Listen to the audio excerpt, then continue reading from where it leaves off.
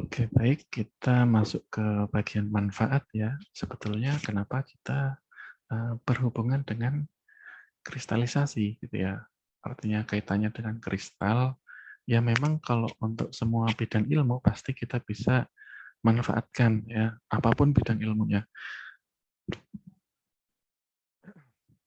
Alhamdulillah. Nah, untuk yang bidang kristalisasi di sini ya, maka kita memiliki beberapa manfaat ya. Namun tidak terbatas pada hanya 3 ini. Tapi yang akan kita bahas di sini ada 3 dan ini hanya pengantara. Jadi cuma apa namanya?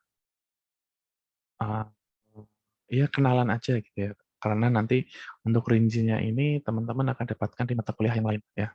Kalau ini mungkin lebih ke arah yang minat formulasi, ini yang bahan alam dan formulasi juga dan sains sama dapat. Kalau ini lebih ke bidang penemuan obat. Gitu.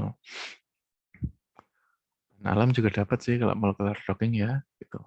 Nah, yang pertama kristalisasi ya. Di sini kaitannya dengan rekristalisasi bahwa sifat dari kristal ya yang larut dalam suatu pelarut dan kemudian dapat diendapkan kembali, maka kita dapat gunakan sifat ini untuk suatu pemurnian gitu ya. Jadi artinya kita larutkan suatu senyawa ya teman-teman lihat di sini, kita larutkan suatu senyawa pada titik jenuhnya atau titik di mana dia akan larut ya pada panas tertentu. Di sini dilihat di sini ya pada panas tertentu ya kita larutkan itu berarti kan kita melarutkan pada titik ini.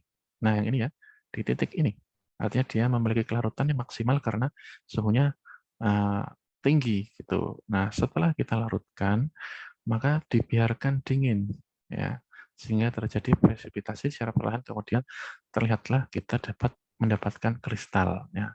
Ini bisa kita dapatkan ketika adanya suatu impurities atau amorf atau campuran dari cemaran gitu ya, kristal apa senyawa A beserta pengotor B, C, D dan seterusnya.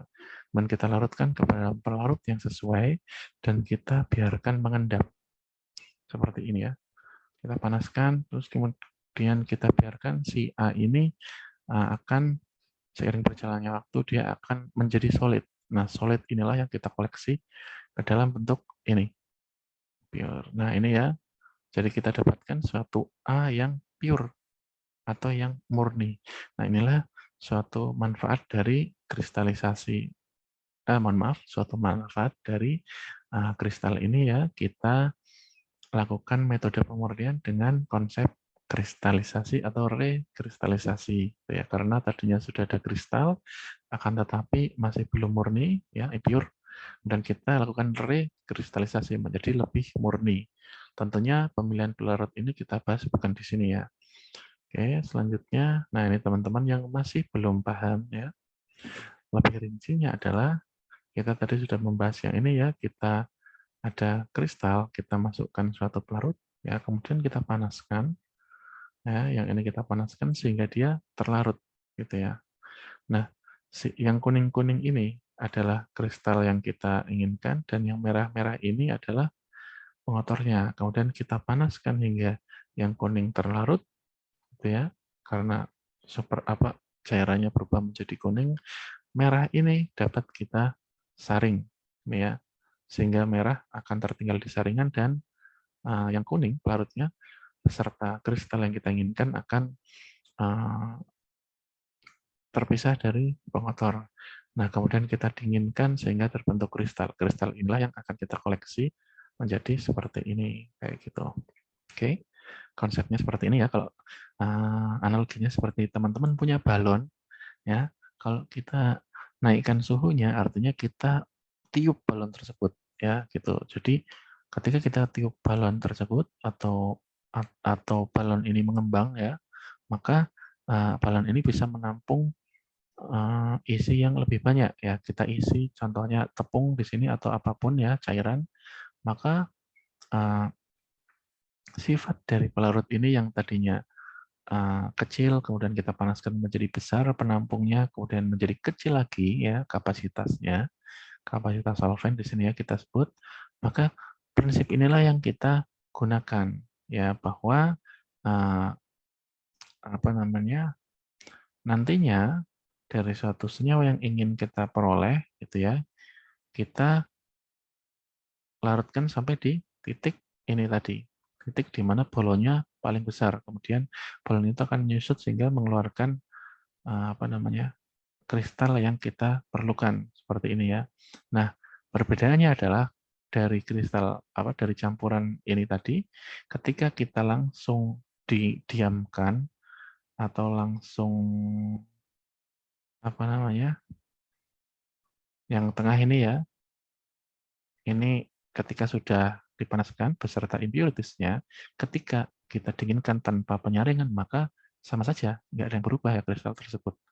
Nah, tapi ketika kita saring, ya merah-merah itu akan tertinggal di saringan, dan yang biru ini atau cairan ini akan mengeluarkan kristalnya. Nah, kristal inilah yang nanti kita ambil gitu. Oke, jadi intinya seperti itu. Lalu yang kedua adalah kokristalisasi. Maksudnya apa? Maksudnya kristal tadi kan bentuknya seperti ini. Nah, kayak gini ya, terdiri atas suatu konformasi yang ajek. Contohnya NaCl, konformasinya seperti ini.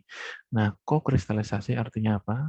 Ya, di sini kita punya suatu drug yang membentuk kristal seharusnya, kemudian kita tambahkan suatu conformer, sehingga terjadi conformer itu menyelip di antara kristal-kristal, atau terbentuk suatu kristal baru, ya, yang terdiri atas obat tersebut beserta conformer ini.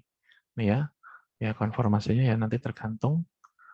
Nah, fungsinya apa? Agar kelarutannya lebih baik. Karena apa? Karena kita lihat ya bahwa uh, impact-nya ya seperti ini. Kokristal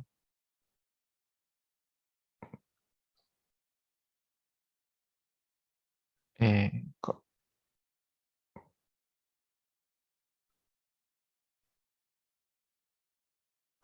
oh saya salah masukkan ini, masukkan apa namanya? Data. Bentar ya. Harusnya ini nggak usah dilihat ya, ini nggak usah dilihat. Impact on solubility and impact on thermodynamic stability ya, bahwa ya perbedaan amorf dan kristal ya, amorf dan kristal adalah solubility-nya ya dan stability. Kalau amorf, amorf kita singkat A ya, dan kristal dari solubility ini, amorf itu baik solubility-nya. Kalau kristal itu tidak baik, sulit untuk larut ya, secara umum gitu ya.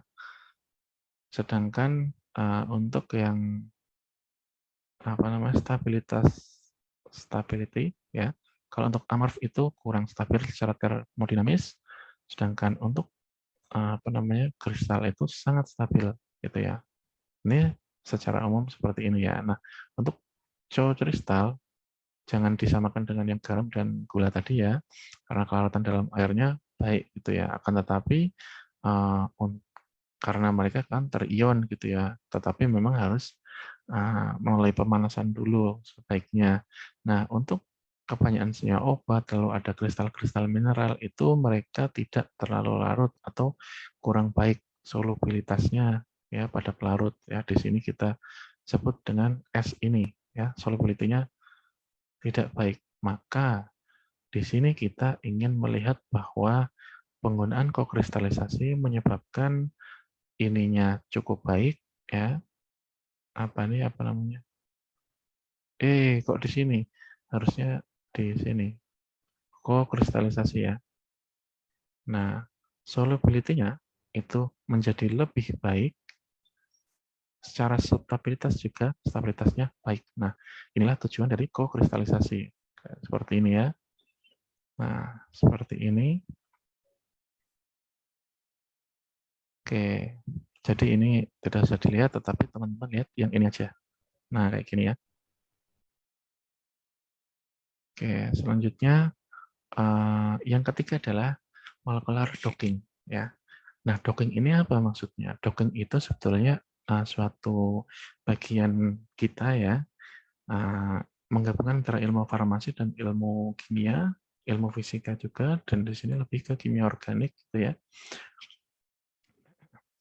Lalu ilmu ini itu cara ini itu kita ingin memprediksi sebaik apa afinitas atau interaksi antara suatu obat kita sebut dengan ligand dengan suatu reseptor ya. Reseptor bisa di reseptornya sendiri ya, di membran sel atau di nukleus dan lain-lain. Caranya bagaimana? Caranya kita isolasi obat tersebut atau reseptor yang ada, kemudian kita ambil struktur dari kristalnya gitu ya. Artinya secara setelah kita dapatkan struktur kristal, maka kita dapatkan data, ya. Kemudian kita lihat secara IT atau program, gitu ya. Nah, program inilah yang kita sebut dengan docking molekuler, gitu ya. Datanya dari mana? Datanya dari struktur kristal ini. Dari apa? Dari obat dan reseptor atau ligand-ligand lain, ya. Analoginya atau ilustrasinya adalah seperti yang di atas, ya. Kita tahu struktur targetnya seperti apa, ya. Kemudian kita tahu ligandnya itu seperti apa, obatnya, ya. Maka kita bisa fitkan apakah ini fit atau tidak, atau cocok atau tidak dengan sisi aktif dari suatu target, ya. Karena teman-teman sudah belajar bahwa zat aktif lock and key teori ya, kemudian ada satu reseptor menghasilkan efek, ya, efek. Nah, kayak gini. Maka pertanyaannya adalah ketika target ini ditambah dengan ligand menghasilkan konformasi seperti ini, itu hasilnya akan bagaimana? Akan bagus, bagus sekali, atau lumayan, atau malah tidak ada yang bermanfaat. Itulah yang kita sebut dengan molecular docking. Tetapi kita tidak membahas seperti ini, gitu ya. Dan ini bisa kita lakukan di luar lab karena di komputer teman-teman bisa dengan software gitu ya. Database sudah lengkap gitu ya. Kemudian yang sudah di ini ya, yang sudah diteliti atau dimasukkan database sudah lengkap. Kemudian software sudah ada, maka teman-teman bisa melakukan di luar lab. Nah, seperti ini ya. Tahapan dari manfaat kristal tadi, kita melihat struktur kristal dari ligand, kemudian reseptor secara X-ray ya. Ini metode, ada satu metode untuk melihat ini ya, struktur dari reseptornya kita close up-kan lagi ya. Nah, kita lihat interaksi antara obat dengan ligandnya. Tuh, di sini. Oke, di sini untuk apa namanya? Basic molecular docking tidak dijelaskan ya. Intinya adalah kita ingin melihat interaksi antara si ligand dengan target. Inilah molecular docking, dan yang kita gunakan adalah struktur dari kristalnya. Kristal. Ya, ini kristal structure. Oke. Oke, jadi baik. Dengan hasilnya adalah nanti seperti ini. Kita punya berbagai macam ligand atau kandidat senyawa ya. Kandidat. Nah, dari kandidat ini kita proses dengan docking engine, artinya molecular docking tadi. Ini cocok enggak sih dengan reseptor yang kita ini targetkan? Maka ternyata kita bisa melihat kecocokannya. Nah, ini nggak usah dilihat karena teman-teman belum dapat ya. Nah, artinya dari sekian banyak ligand kita bisa urutkan. Yang paling cocok adalah yang bentuknya seperti ini, nih ya. Paling cocok, oke gitu. Lalu yang ini lumayan, tetapi tidak sebagus yang atas. Yang semakin ke bawah itu semakin tidak cocok, ya. Ini tidak cocok, ini tidak cocok, ini tidak cocok, ini netral, lumayan cocok, cocok sekali. Kayak gini ya. Nah, jadi seperti itu molecular docking. Jadi manfaatnya tadi 3 ya. Yang pertama kristalisasi untuk lebih ke pemurnian ya, kemudian mendapatkan kristal juga nanti jika ada hubungannya dengan titik leleh itu juga kan. Kemudian kokristalisasi artinya meningkatkan kelarutan suatu obat ya. Itu teman ini masih agak baru kalau di Indonesia ya.